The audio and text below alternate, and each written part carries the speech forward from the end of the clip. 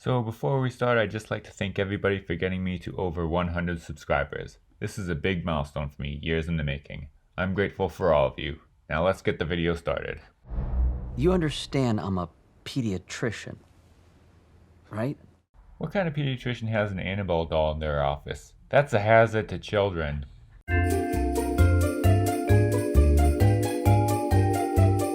Shazam! Fury of the Gods is from David F. Sandberg, director of the first Shazam and Annabelle creation. It was written by Henry Gayden, who did the first Shazam, and Chris Morgan, who wrote for several Fast and Furious movies. So some of you may have seen my Knock at the Cabin / Ant-Man video where I said that I saw the former because I didn't get into a test screening of Haunted Mansion.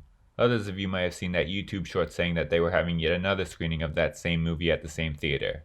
Well, now I somehow managed to miss out on getting into the same movie yet again. They gave me a free ticket to see another movie, so I went to see the nail in the coffin of the already dead current DC cinematic universe. The first Shazam was one of my favorites in this universe. It was fun, funny, action-filled, great at tapping into that childhood dream of being a superhero.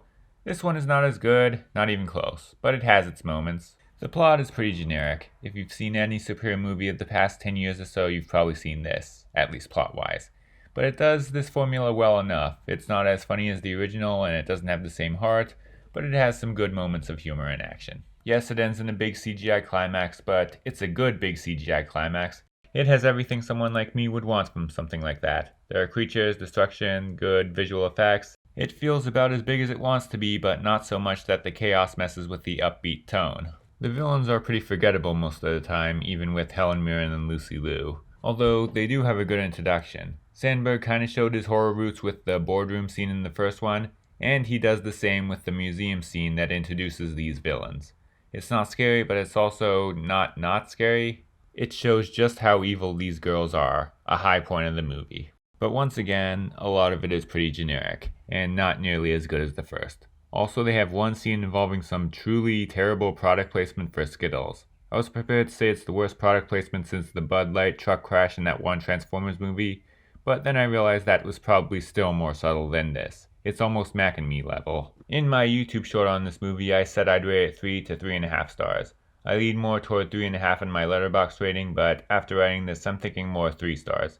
It's decent, but you could probably wait for it to come out on HBO Max if you have that. I really hate to say that last part considering how hard it's bombing.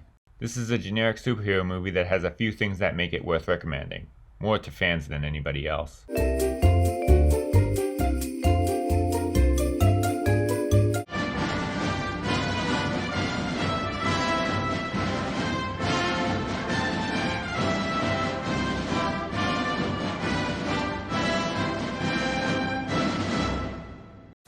Your dungeon master has placed you in a dreadfully precarious position. You're playing the most phenomenal game ever created. Your skin grows cold from your first glimpse of the enormous beast. It's a product of your imagination. Survival depends on a quick, decisive move. Your choices are limited. Stand and fight, or run. Use your lightning bolt. Victory is yours. Win the treasure. TSR Hobbies. Dungeons and Dragons games. Products of your imagination.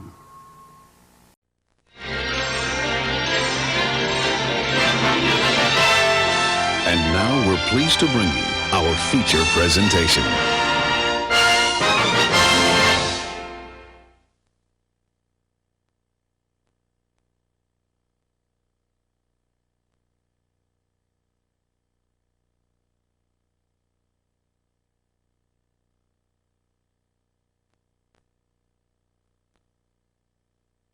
Dungeons & Dragons: Honor Among Thieves is from directors John Francis Daley and Jonathan Goldstein, the team behind Game Night. They also wrote it, along with Michael Gillio, based on a story from Gillio and Chris McKay. It takes place in a fantasy world and revolves around a ragtag group of thieves who need to go on a quest to stop a magical evil. This is, I think, the second attempt at bringing the tabletop game to the big screen after the 2000 version, which I've seen on the IMDB bottom 100, but probably skipped over making a video on it because it wasn't streaming anywhere. Anyway, that probably tells you how that went. It was a bomb that nobody likes. And it has a bizarrely long and detailed Rotten Tomatoes summary. Critics say this movie has a cheap look and is badly directed. Despite the presence of talented actors, the performances are really bad. And additionally, some people are offended at Marlon Wayne's character, calling it a racist throwback to black stereotypes. But it looks like the second time's the charm. This one was pretty good. Confession, I have very little idea of how the game works. I've never played it. I've heard people online saying that this movie captures the experience of playing the game, but I have no way of knowing that.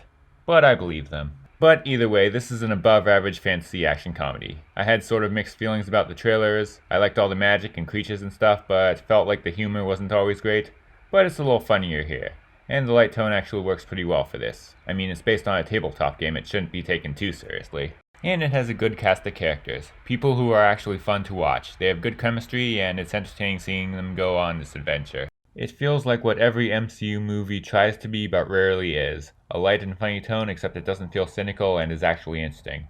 But it also feels like a heist movie. It revolves around elaborate plans and also improvising when things go wrong, which happens a good amount. Okay, I feel like I should probably get a little serious here. I'm actually gonna vent almost. I've tried to keep this video light and stuff, but I feel like I must say something about what happened. I guess skip to this time if you want to avoid it. Those of you who follow me on Letterboxd and Mastodon may have heard that something happened after the movie. Shortly after I left, some people started shooting at each other in the parking lot outside, and one of them was killed. And I only found out about this at the end of the day on the news, which is why some of you may have noticed how the Dungeons & Dragons review on Letterboxd is very different in tone from the ambulance review minutes earlier, because that's about when I figured it out. I put that nice movie, by the way, at the end of the Dungeons & Dragons one to lighten the mood, but it still doesn't take away from what happened. I'm not trying to make this about me. I'm not the victim here, obviously, but I'm still pretty shaken. After I left there, I was driving down the street right next to that part of the parking lot. My attention just turned sharply in that direction, and I felt a little uneasy. And I don't know if it was because I heard or saw something in the corner of my eye and just couldn't process it at the time. Without going into detail, before this I was seriously considering going to an earlier showing at a different theater for my own personal reasons. Not because I somehow knew what was going to happen. I also forgot to make my YouTube short on this movie in the parking lot, so I had to do it at home. So I can't help but think that if I had only remembered that, I would have actually been there when it was happening.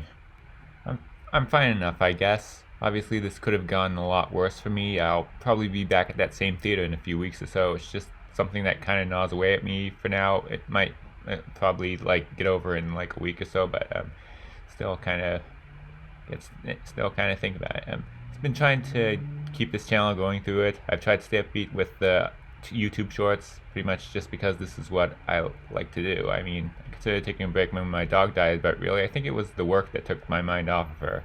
And I'm pretty sure this will do the same.